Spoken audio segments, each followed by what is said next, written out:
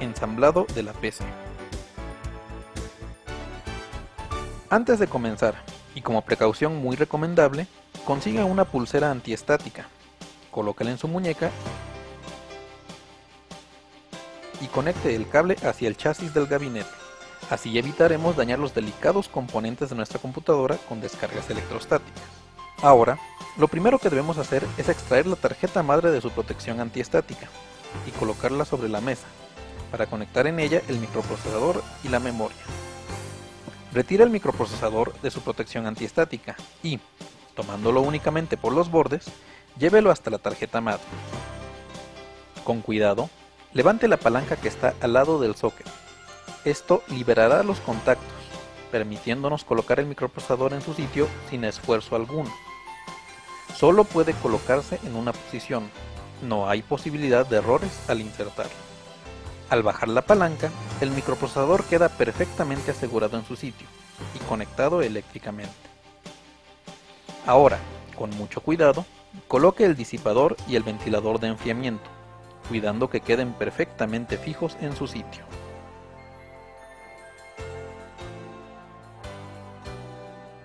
No olvide conectar el cable del ventilador en uno de los conectores especiales que incluye la tarjeta madre. Vamos ahora a colocar la memoria RAM en la tarjeta madre.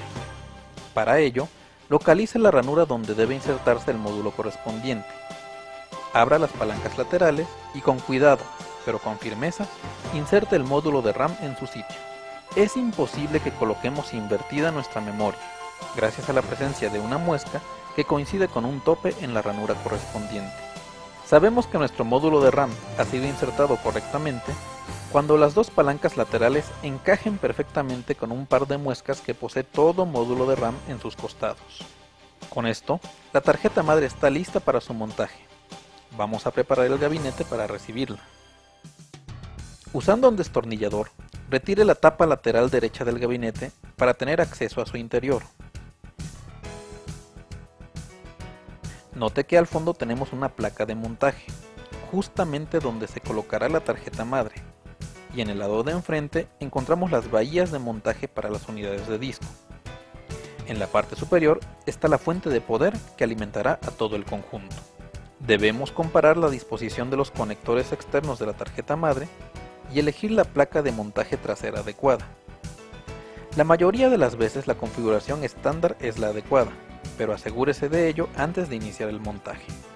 Coloque la tarjeta madre momentáneamente en su sitio dentro del gabinete y fíjese en dónde debe colocar los postes y los separadores de montaje.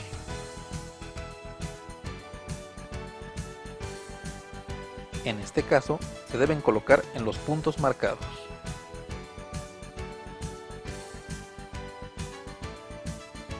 Ya localizados los puntos anteriores, coloquemos los postes metálicos de montaje, que es donde se atornillará la tarjeta madre para fijarla en su posición. También instalemos los separadores que mantendrán a la placa base separada de la placa de montaje. Con todos los postes y separadores en su sitio, es hora de colocar la tarjeta madre en su lugar.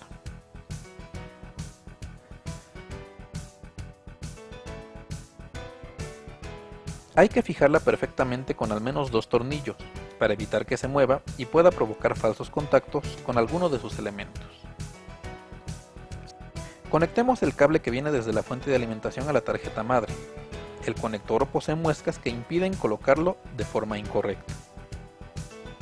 Tenemos los cables que vienen del panel frontal, que son el correspondiente al interruptor de encendido, el de reinicio, el LED de disco duro, el cable para el altavoz interno y los cables para los puertos USB frontales.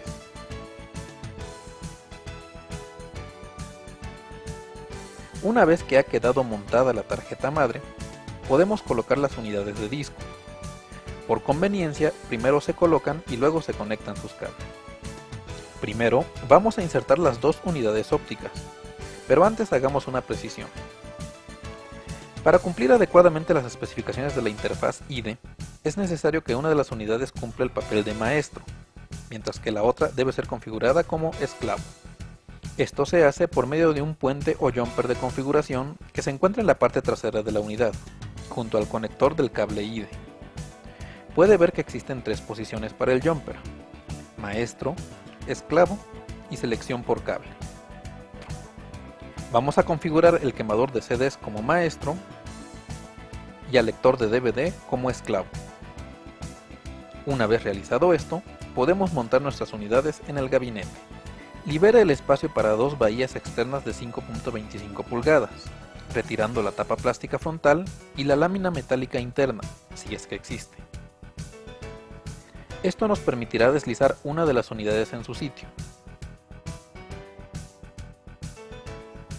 y después la otra.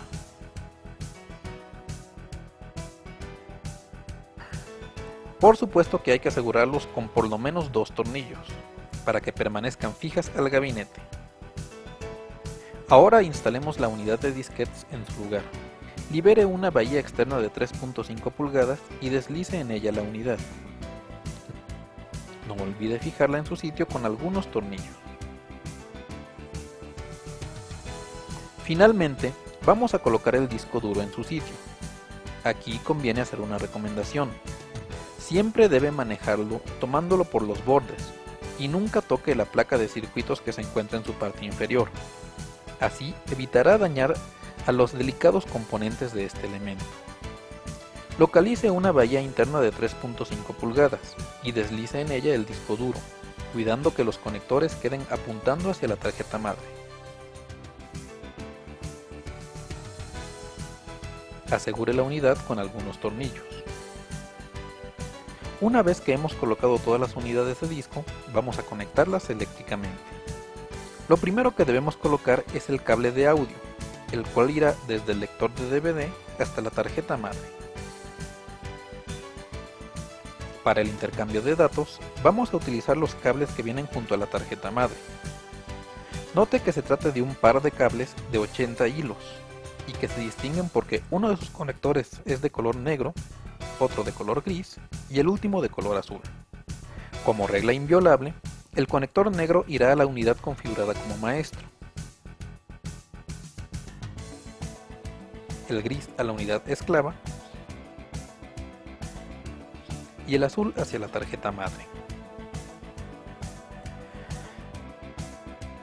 Entonces, de acuerdo a cómo habíamos configurado nuestras unidades ópticas, el conector negro se colocará en el quemador de CDs y el gris en el lector de DVD